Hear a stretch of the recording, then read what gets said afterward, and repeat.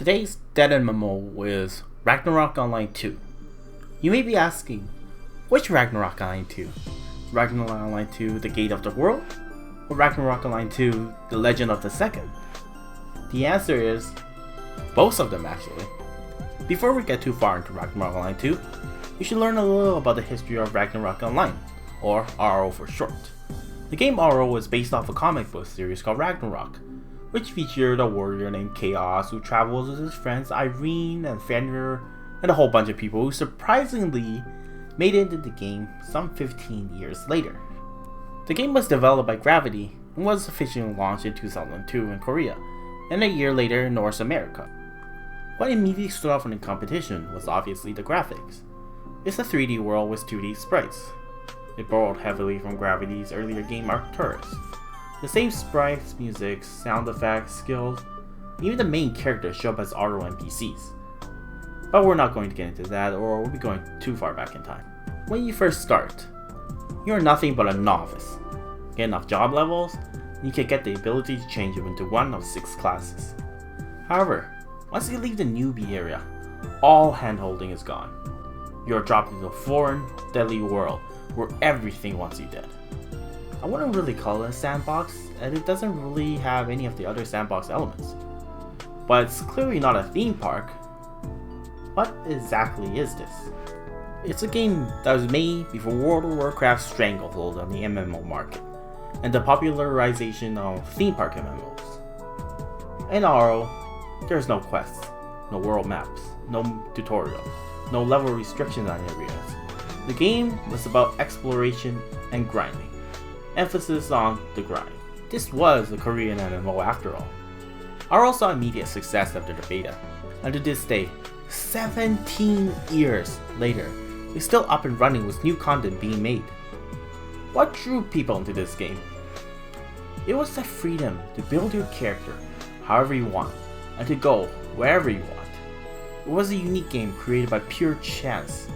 There are a few copycat MMOs, but they never lasted long. Another reason why it survived so long was the popularity of private servers.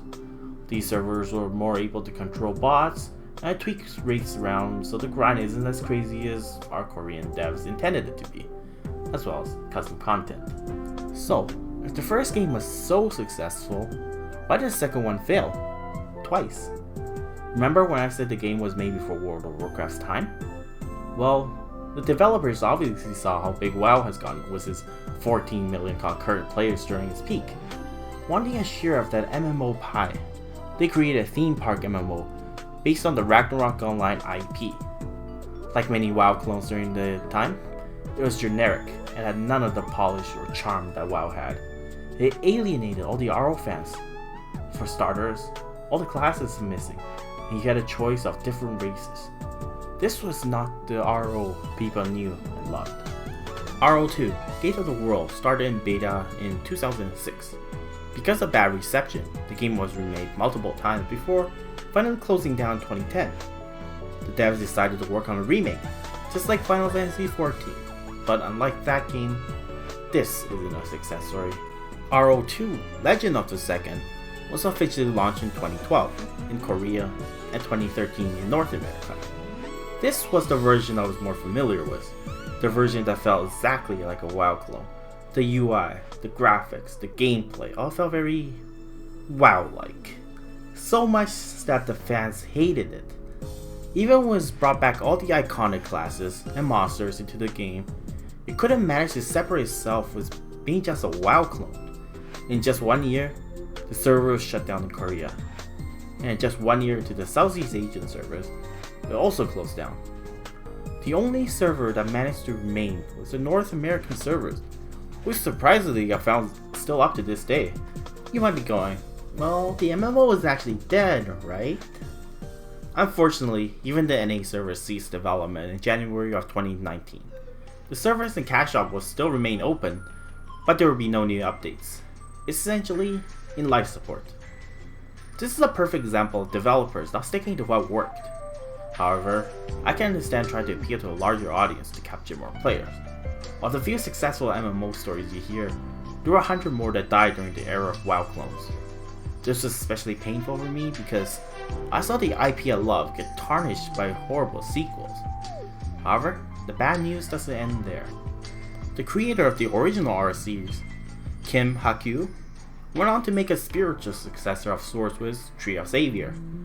How you feel about that game is up to you, as the reviews are pretty mixed.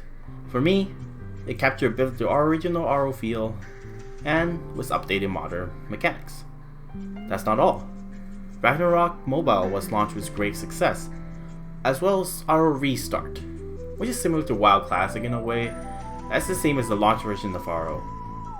Our private servers has also been running for almost the entire time, with some servers being up for almost a decade. RO is not dead, despite the sequels crashing and burning. It's not the most popular of games, but it was unique, and no other MMO managed to capture the same feeling to this day. So, while RO2 ended up dying, the original RO managed to keep the RO legacy running to this day, with new players experiencing RO for the first time in the mobile games.